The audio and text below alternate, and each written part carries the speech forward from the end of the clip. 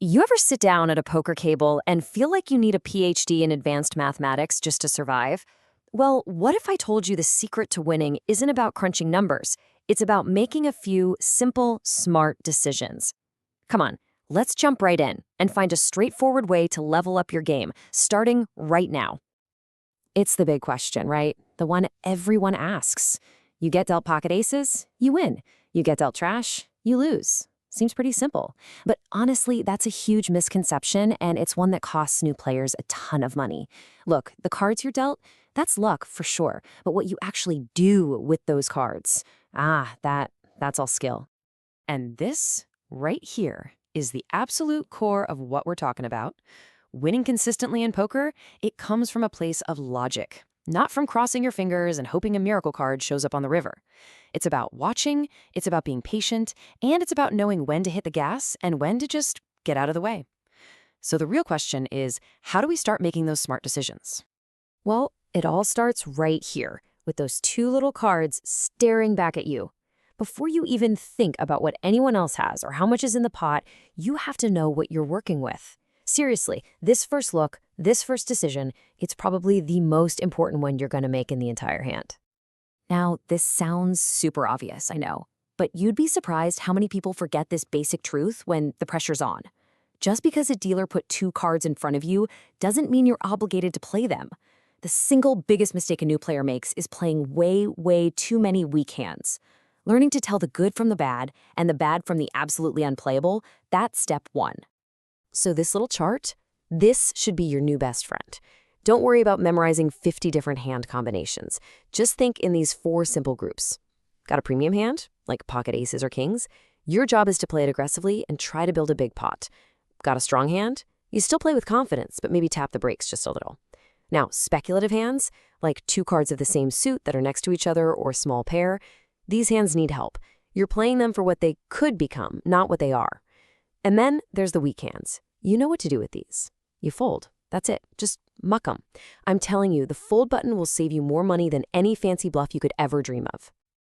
Okay, so you've got a handle on your own cards. Great. But here's the thing. Poker isn't solitaire. The value of your hand can totally skyrocket or plummet depending on where you're sitting and who you're playing against. This is such a game changer. The information you can pick up just by paying attention is often way more valuable than having a great hand. Who's playing every single hand? Who's super cautious? Who's betting big? Who's folding to any pressure? Every single action is a clue, a piece of a puzzle, and your job is to be the detective who puts it all together. And this is exactly why your position at the table is so critical. I mean, just look at the difference. When you're in an early position, you have to act before almost anyone else. You have no idea what they're going to do. It's kind of like walking into a pitch black room. Because you're at such a disadvantage, you really only want to play your super strong hands. But when you're in late position, oh man, that's the sweet spot. You get to see what everyone else does before you have to act. It's a massive advantage, and it means you can get away with playing a much wider variety of hands. So while you're gathering all this info, you can start putting your opponents into these simple little boxes. You know, that player to your right, is he a tight player who, only bets when he has a monster? Good to know. What about the person across the table who seems to play every single hand? That's a loose player. Knowing this stuff isn't about being a psychologist. It's just about recognizing basic patterns. All right, you've looked at your cards, you've thought about your position, and you sized up your opponents. Now, the first three community cards hit the table. This is where the real story of the hand begins to unfold, and you need to learn how to read it. Those cards in the middle of the table, the board, they change everything. Just look here. We've got a dry board on one side. The cards are all disconnected, different suits. Something like a king, a 7, and a 2. This board isn't very scary. Now look at the wet board. A 9, 10, and jack, with 2 of them being spades. Yikes. That board is loaded with potential straights and flushes. It's a minefield. So your amazing pair of aces, it feels a whole lot safer on that dry board than it does on the wet one. And this leads us to a really key idea, pot control. All it means is this. When you have a monster hand, you want the pot to be big. When you have a so-so hand or one that needs to get better, you want to keep the pot small. It's like a volume dial. You control it with your bets. Big bets turn the volume up, small bets or just calling keeps things quiet. It's all about managing your risk.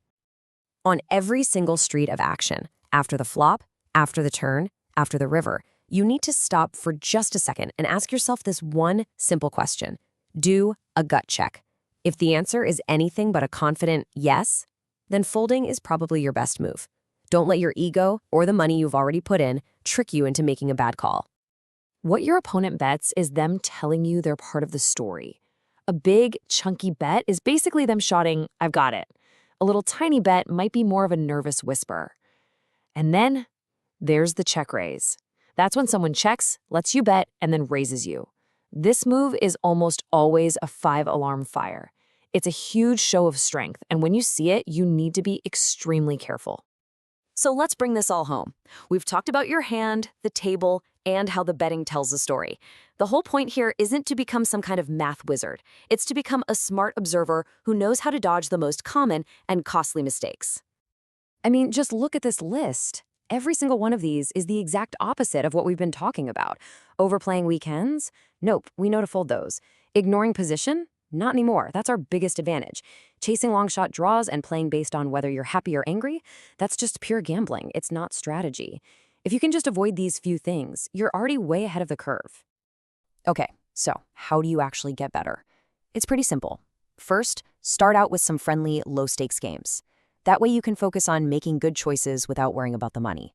Second, after you're done playing, take a minute to think back on a couple of the big hands. What would you do differently next time? And third, just watch good players play. You can learn an incredible amount just by seeing how they handle these exact situations. So there you have it. You don't have to look at poker as just a game of blind luck anymore. You've got a framework now, a way to analyze your hand, the table, and the story of the hand. You've got the tools to make logical, confident decisions. The only question left is, the next time you sit down at that table, what are you going to see that everyone else is missing? Start a live chat now to join one of our clubs or ask us any questions. Message at bluffingmonkeys24_7 on Telegram or visit bluffingmonkeys.com and start a live chat.